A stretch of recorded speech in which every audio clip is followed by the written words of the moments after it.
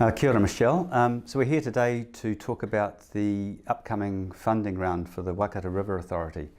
So maybe you can start us off by just giving us an outline of the process involved in that funding round. Sure, Phil. So each year the authority runs a funding round where we award around $6 million to projects that help improve water quality in the Waikato catchment and help us to achieve the vision and strategy for the Waikato River. So the funding round opens around June each year and closes early to mid-August. It's an online process, so people need to go into our website and go to the funding applications page and check out our online application form. There's also basically everything they need to know about the funding round, our criteria, the kinds of projects that we're looking for applications for that year. And people should have a look at our funding strategy. So each year we produce a little funding strategy booklet. This is 2022, but we upload the new version each year onto that website. So it seems like if the website's a good place to start if you're thinking about a project? Yes, absolutely. If people have a project idea, I think probably go to the website first, have a look at the funding strategy, see how that project might align with our priorities. If they're still not sure, give me or one of the team members a call. I'm happy to have people just bounce their ideas off us, or even send an email if that's easier. And just we can kind of give them a steer whether it's something that would likely be funded or how they might be able to shape it a little bit differently to fit our criteria a bit better. So if you're thinking about a project, do you have to have funding from other parties before you approach the River Authority for funding? So we do recommend that applications have at least 50% funding from other sources. There are some exceptions for applications that are led by iwi authorities, river iwi authorities, or marae or hapu groups. So if you're one of those groups, probably come and have a chat to me and I can explain in a bit more detail what the requirements are around co-funding. But for the majority of projects, we recommend 50% of co-funding from other sources, and that can be a mixture of cash and in-kind. So, for example, if you're a landowner putting in an application and you're going to be doing some fencing and you're going to be doing that yourself, your own labour, then that can be costed in as an in-kind contribution.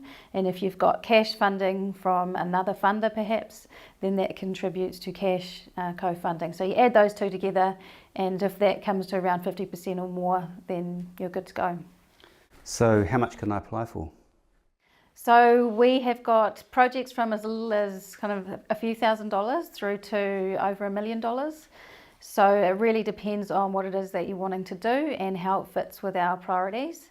You can apply for 5 years worth of funding in one go, and we do recommend people who are doing projects, particularly planting projects where you need to have kind of a few years to get those plants established. We do recommend that people do follow through and apply for 3 to 5 years worth of funding, just to allow time to be able to do the maintenance on those kind of projects.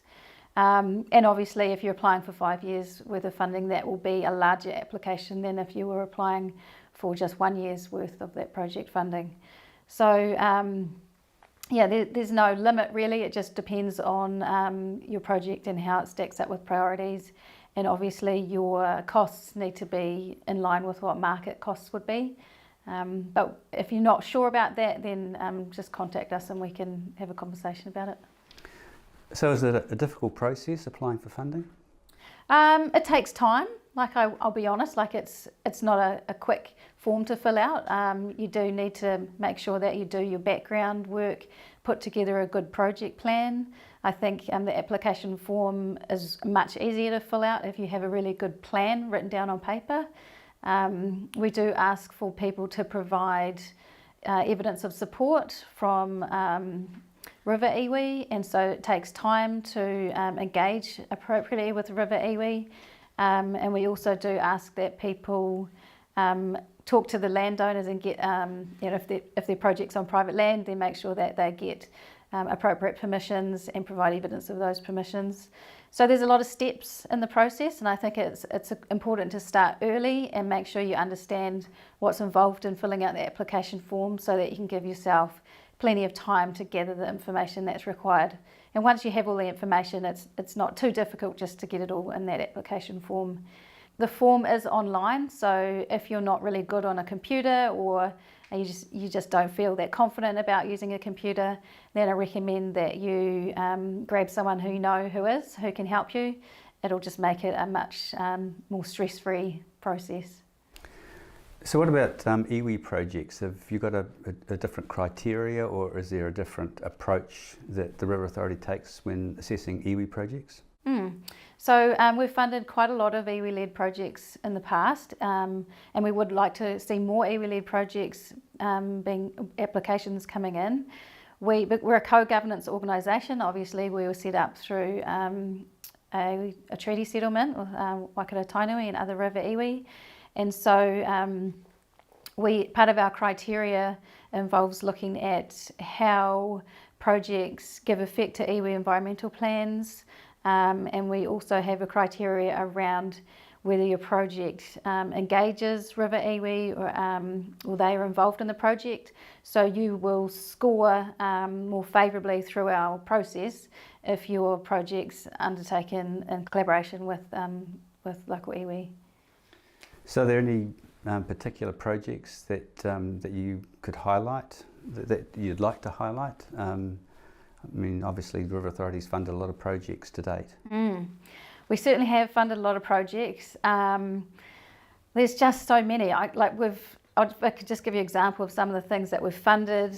We've got really large catchment scale projects where we're funding kind of 50 to 100 landowners to undertake work on their properties that will help improve water quality and reduce the impacts that farming has on water quality. And then we have smaller projects which are about restoring kind of mihinga kai sites for iwi, capturing iwi cultural and historic knowledge in relation to the Waikato River and waterways that feed into the river. We've also got projects that are about restoring the taonga species, improving habitat for tuna or eel, which are a taonga species for Māori. We've also got restoration of whitebait spawning areas, projects that remediate barriers to native fish. So our native fish most of them need to migrate between the ocean and headwaters to complete their life cycle, and there are many barriers in a lot of cases, culverts, floodgates, dams, that they can't get past, and so we've got some projects to help remediate some of those barriers. So it's a massive variety, and I think people should go have a look at our website. We've got some really great project stories of examples of things that we've funded, and there's also a map there that shows everything that we've funded and a little bit about each of those projects. So rather than going into depth about any particular project, I just think people should go and have a look on the website and just get an idea for themselves what we've funded and what it looks like.